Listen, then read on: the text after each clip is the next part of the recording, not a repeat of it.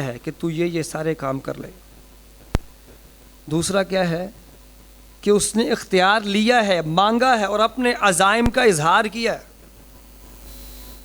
تیسرا کیا ہے کہ ان کہی چالیں ہیں، ان کہی باتیں ہیں، وہ بتاتا نہیں ہے، صرف کرتا ہے، کیونکہ کچھ چیزیں کہنے کی نہیں کرنے کی ہوتی ہیں. تو شیطان انسان کو دنیا کے وہ تمام تر امور میں الجھاؤ میں رکھنا چاہتا ہے جو صراط مستقیم سے اس کو دور کر دیں. تو عزیزان گرامی، اس ساری ابتدائی گفتگو کے بعد انتہائی گفتگو وہ یہ ہے شیطان سے بچنے کا طریقہ کیا ہے. 3 باتیں ہم نے پڑھی. پہلی بات کیا تھی کہ اللہ نے شیطان کو از خود اختیار دیا. دوسرا، اس کے اپنے بھی کچھ عزائم ہیں جس کا اس نے کھل کے اظہار کیا. اور تیسرا، انکہی باتیں، انکہی چالیں، وہ بتاتا نہیں، صرف کرتا ہے. تو 3 قسم کے امور کے بعد نشانہ انسان ہے، ایک مسلمان ہے. ایک مسلمان اور انسان جب اس کا نشانہ ہے تو سوال یہ ہے اس سے بچنے کا پھر طریقہ کیا ہے. عزیزان گرامی، سب سے پہلی بات کہ انسان شیطان سے کیسے بچ سکتا ہے، اس کا سب سے پہلا طریقہ وہ یہ ہے التوحید للہ، التوحید للہ والتوفیق باللہ. التوحید للہ والتوفیق باللہ. اس میں سب سے پہلی بات یہ ہے کہ ایک مسلمان وہ اپنے اللہ کے ساتھ اس طرح کا تعلق رکھے کہ وہ اللہ انسان کی ذات کا محور و مرکز ہو، اس کی سوچ اور فکر کا محور و مرکز ہو.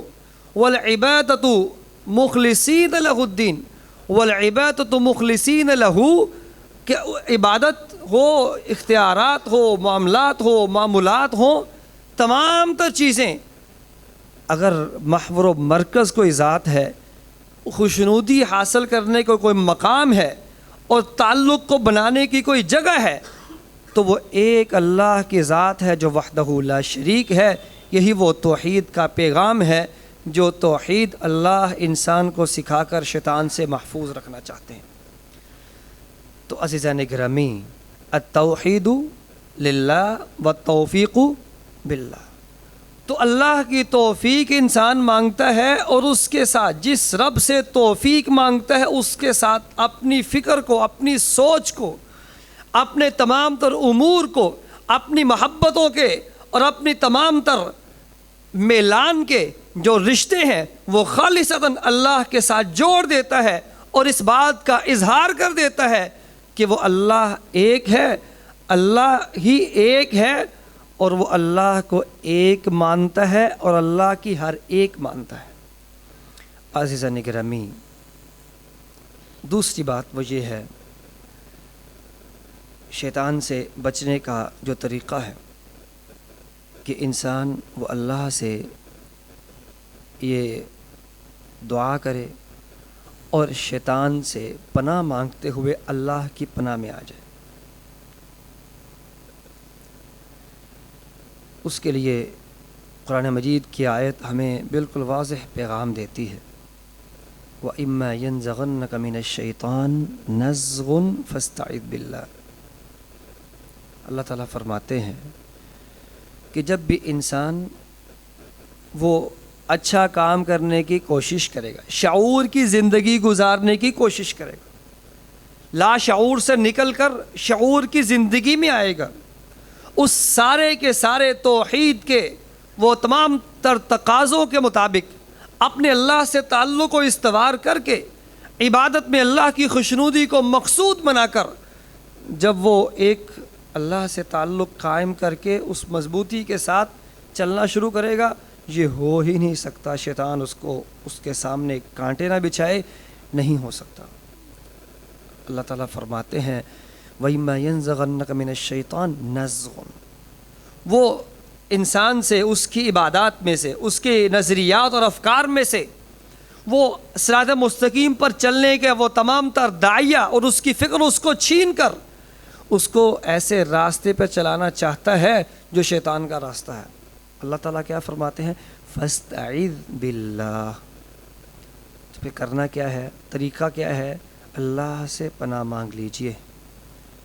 یہاں کچھ طلباء بھی موجود ہیں، وہ جانتے ہیں الف سین تا جب فعل کے شروع میں آتا ہے تو اس کے معنی میں طلب کا معنی پایا جاتا ہے، اور طلب بھی وہ جس میں شدت ہو، جس میں بہت زیادہ ضرورت ہو، کیونکہ ہم پہ حملہ شیطان کا اتنا شدید ہے کہ فاستعذ باللہ، اللہ سے اتنی ہی زیادہ پناہ مانگو، اللہ سے اپنے تعلقات کو اتنا ہی مضبوط کر لو، اور اتنا مضبوط کر لیجئے کہ اللہ انسان کو اپنی پناہ میں لے کر شیطان سے بالکل محفوظ رکھ لے۔ اور اگلی آیت میں اللہ تعالیٰ کیا فرماتے ہیں؟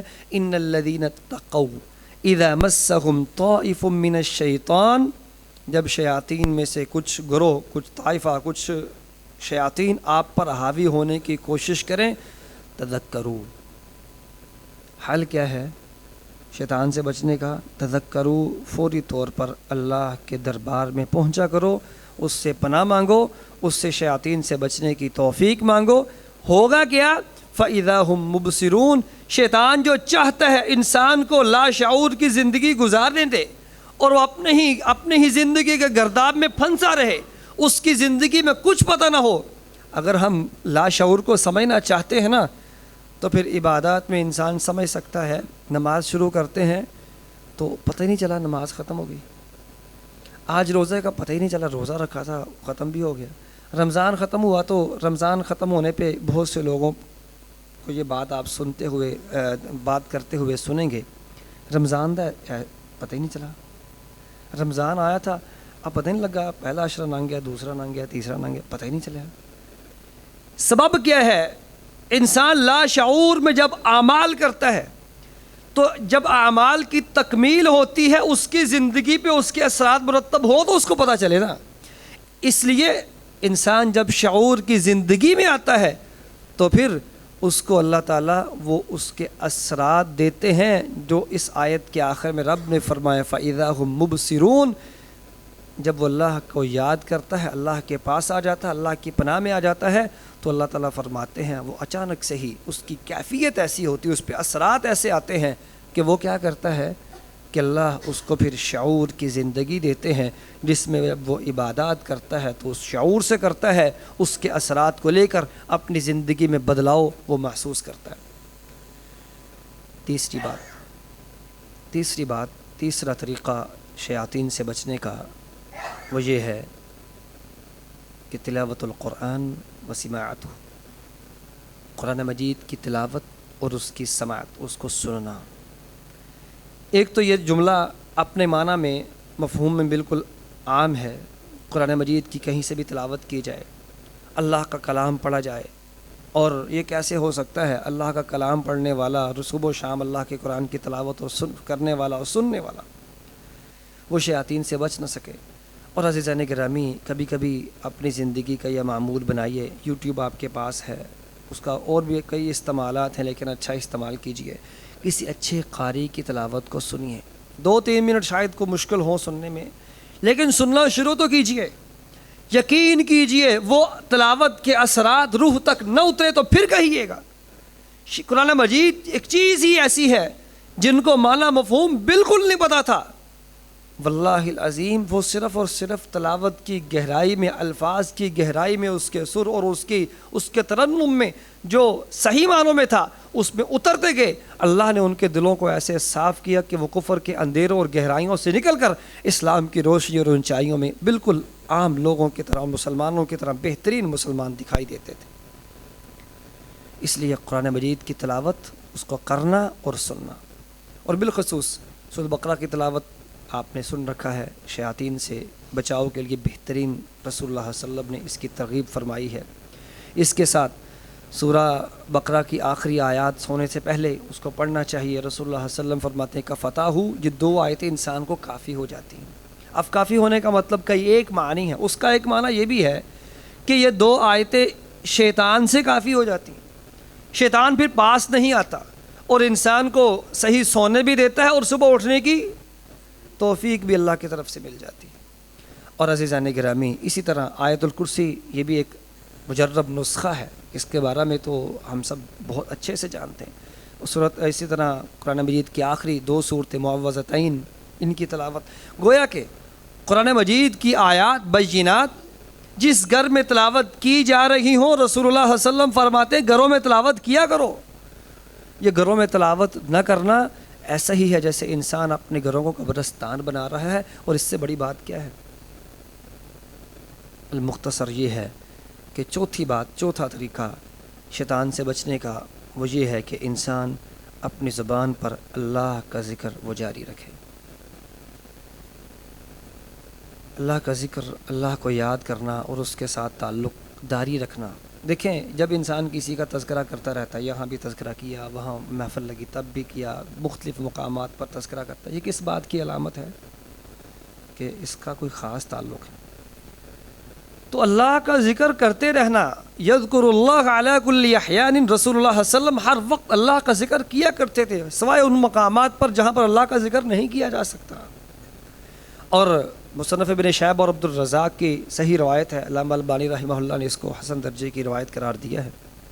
حضرت زکریہ علیہ السلام، یہ غالباً یحییٰ علیہ السلام، وہ اپنی امتیوں کو، اپنے لوگوں کو اکٹھا کرتے ہیں اور ان کو خطاب کرتے ہیں، اور خطاب میں کہتے ہیں اللہ کے بندو، وہ آدمی جس کے پیچھے دشمن لگا ہوا ہے، دشمن اس کے سر پر چڑھا ہوا ہے، قریب ہے کہ اس کو دبوچ لے اور اس کو ختم کر دے، لیکن اچانک کیا ہوا؟ اس کے سامنے بھاگتے بھاگتے اس کے سامنے ایک قلعہ آ گیا، مضبوط دیواروں والا قلعہ۔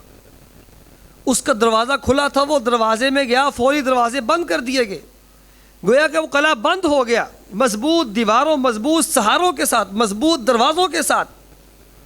اب کیا ہے کہ وہ اپنے آپ کو محفوظ محسوس کر رہا ہے، کرے گا کہ نہیں کرے گا؟ ویسے دشمن سے بچاؤ کے لیے قلعے، یا عام اس کو قلعہ بول دیتے ہیں، وہی استعمال ہوتے تھے نا۔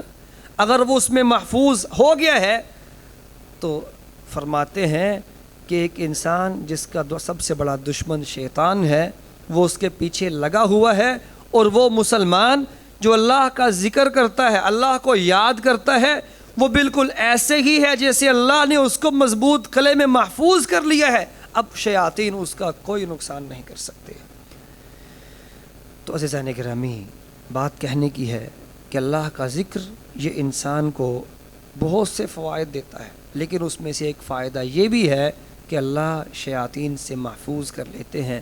5واں اور آخری طریقہ بچاؤ کا آج کی مجلس میں وہ یہ ہے کہ ایک مسلمان وہ اذکار کرتا ہے، ذکر و اذکار میں مصروف رہتا ہے، لیکن ہم جس ذکر کی اب بات کرنے جا رہے ہیں وہ ہے مخصوص اذکار۔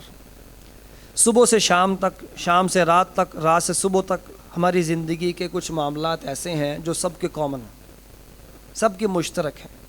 کھانا کھانا، پانی پینا، مسجد میں آنا، مسجد سے نکلنا، گھر جانا، گھر سے باہر نکلنا، واش روم جانا، بازار جانا، اور یہ صبح سے شام تک کچھ امور اور معاملات ہیں۔ یاد رکھیے صبح سے شام تک آپ ان دعاؤں کا اہتمام کیجئے، ان کو پہلے یاد کیجئے اور پھر ان دعاؤں کا اہتمام کیجئے۔ صبح سے شام تک جس چیز کی دعا رسول اللہ صلی اللہ علیہ وسلم نے بیان فرمائی ہے وہ دعا لازمی پڑھیے، اس دعا کو، اس دعا کے بغیر نہ جائیے، نہ رکیے۔ بس صحیح مسلم کی روایت ہے، رسول اللہ صلی اللہ علیہ وسلم فرماتے ہیں ایک مسلمان، ایک انسان گھر میں داخل ہوتا ہے تو وہاں، لیکن وہ مسلمان لاشعور نہیں تھا، وہ زندگی لاشعور میں نہیں گزار رہا تھا، زندگی شعور میں گزار رہا تھا۔ گھر میں داخل ہوا، دعا پڑھی، ظاہر سارا دن کے کام شام کیے ہیں، گھر میں داخل ہوئے، کھانا شانا سامنے ہے، ٹیبل لگا کھانا لگا دیا گیا، سجا دیا گیا، اب وہ کھانا کھانے لگا، بسم اللہ پڑھی۔ تو شیطان جو بالکل دروازے پہ تھا تو اپنے ساتھیوں کو آواز دیتا ہے اور وہ کہتا ہے آج کا دن تمہیں یہاں نہ جگہ ملے گی ولا العشاء، نہ یہاں شام کا کھانا ملے گا، آج اس گھر میں نہ تمہیں رات گزارنے کی جگہ ملنے والی ہے ولا العشاء، اور نہ ہی رات کا کھانا ملنے والا ہے، کیونکہ اس کے رہنے والے نے اللہ کا ذکر کر دیا ہے، گھر میں جانے کی دعا پڑھ دی ہے، اور کھانا شروع کرنے سے پہلے بسم اللہ پڑھی ہے، اب آپ کو کچھ نہیں ملنے والا۔ اور ایک دوسرا مسلمان، اسی روایت کے آخری الفاظ ہیں، وہ لاشعور کی زندگی گزارنے والا، صبح سے شام تک ایسے ہی اپنے ہی معاملات میں گرا ہوا، اپنے ہی معاملات میں گجا ہوا، اسلامیات سے، دینیات سے، رسول اللہ صلی اللہ علیہ وسلم کی تعلیمات سے بالکل لاشعور، گھر میں آیا ایسے ہی داخل ہوا، کھانا شروع کر دیا۔ شیطان اپنے ساتھیوں کو آواز لگاتا، ادرکتم المبیت والعشاء، او سب آ جاؤ، سب آ جاؤ، یہی ہمارا مسکن، یہی ہمارا ٹھکانہ ہے، یہاں ہمیں کھانا بھی ملے گا، رات گزارنے کی جگہ بھی ملے گی۔ اور جس طرح گھر میں رات شیطان گزارے گا، اس کا پورا لشکر گزارے گا، تو آپ کیا خیال ہے، بچے سدھریں گے؟ پھر شیطان بنے گا نا۔ پھر جب گھروں میں ہم نے شیطانوں کو رکھا ہوا ہے اور ان کو جگہ دی ہے، ان کو کھانا کھلاتے ہیں شام کا، تو پھر کیا بنے گا؟ عزیزان گرامی، اور اسی طرح صبح و شام کے اذکار، صبح و شام کے اذکار، صبح و شام کے اذکار تو اپنی زندگی کے ایسا معمول بنائیے، صبح ناشتہ ملتا ہے ملے، نہیں ملتا نہ ملے، صبح کے اذکار نہیں رہنا چاہیے۔ شام کھانا کھایا نہیں کھایا نہ کھایا، لیکن شام کے اذکار نہیں رہنے چاہیے۔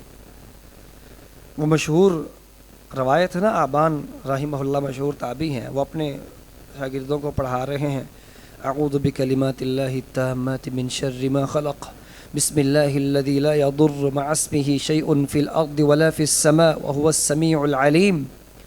یہ اذکار کیا کرو، اللہ تعالیٰ جسمانی کوئی بھی تکلیف نہیں دیں گے۔ یہ اپنے اسٹوڈنٹ کو پڑھا رہے ہیں، طلباء کو پڑھا رہے ہیں۔ بچے نا اپنے استاد جی کی طرف بڑی معنی خیز نظروں سے دیکھ رہے ہیں۔ سبب پتہ کیا تھا؟ ان کو فالج کا اٹیک ہوا تھا۔ بچے دیکھ رہے ہیں، ہمیں دعا پڑھا رہے ہیں کہ جسم کو کوئی تکلیف نہیں پہنچے گی، اور خود ان کو فالج کا اٹیک ہوا۔ استاد جی، استاد تو پھر استاد ہے نا، اس نے پوچھا، بچوں آپ کی نظریں جو پوچھ رہی ہیں میں وہ سمجھ چکا ہوں۔ بات یہ ہے، ایک دن اذکار کرنا بھول گیا تھا، اسی دن فالج کا اٹیک ہو گیا۔ اس لیے یاد رکھیے، اپنے آپ کو اللہ کے حوالے کر دیجئے۔ انسان خود شیطان کا مقابلہ کر سکتا، خلق الانسان ضعیفا، انسان کیا ہے، کمزور سا، نہیں مقابلہ کر سکتا۔ اس لیے رسول اللہ صلی اللہ علیہ وسلم نے یہ جملہ بتایا تھا، لا حول ولا قوت الا باللہ۔ اس وقت جب صحابہ کو اکٹھا کر کے فرمایا، الا ادلکم من کنز من کنوز الجنہ، جنت کے خزانوں میں خزانہ نہ بتاؤں؟ صحابہ نے کہا، قالوا بلا یا رسول اللہ، اللہ کے نبی کیوں نہیں بتائیں، ہم تو اسی لیے آپ کے پاس ہیں۔ آپ نے کیا بتایا تھا پھر؟ لا حول ولا قوت الا باللہ۔ اس کا مطلب ہی یہ ہے، مالک ہم اپنے آپ کو اپنے آپ سے اٹھا رہے ہیں، اپنی ہستی سے اٹھا کر آپ کے سامنے رکھ رہے ہیں، اس لیے کہ ہم خود مقابلہ نہیں کر سکتے۔ اب میرے اللہ، ہم نے آپ کو اپنے آپ کو آپ کے دربار میں رکھ دیا ہے، اب ہمیں شیطان سے بچائیے گا۔ انسان کا مقابلہ شیطان سے ہو تو یہ مقابلہ بنتا ہی نہیں، انسان تو کمزور ہے، لیکن شیطان رحمان سے مقابلہ کر سکتا ہے۔ جب ہم نے اپنے آپ کو رحمان کے حوالے کر دیا ہے، پھر رحمان کا مقابلہ کون کرے؟ اس لیے بات کہنے کی یہ ہے، سیکھنے سکھانے اور عمل کی یہ ہے، شیاطین سے بچاؤ کہ وہ تمام تر طریقے تدابیر اس کو اختیار کیجئے، اللہ سے توفیق اور دعائیں مانگیے، اس سے اللہ تعالیٰ کے ساتھ محبت اور اس کی توحید کا جو تعلق ہے اس کو قائم کیجئے، اس سے پناہ مانگیے، اس کی پناہ میں آ جائیے، اور شیطان سے دوری اختیار کیجئے، اللہ تعالیٰ کا ذکر کیجئے، اور اس کے ساتھ ساتھ شیاطین سے بچاؤ کے لیے صبح و شام کے اذکار اور روزمرہ کی دعائیں اور اللہ کا ذکر، اس کا اہتمام کیجئے۔ اللہ تعالیٰ ہم سب کا حامی ناصر ہو۔ اقول قولی ھذا استغفر اللہ لی ولکم ولسائر المسلمین من کل ذنب واتوب الیہ واستغفروہ۔ سبحانک اللہم وبحمدک، اشہد ان لا الہ الا انت، استغفرک ونتوب الیک۔ والسلام علیکم ورحمۃ اللہ وبرکاتہ۔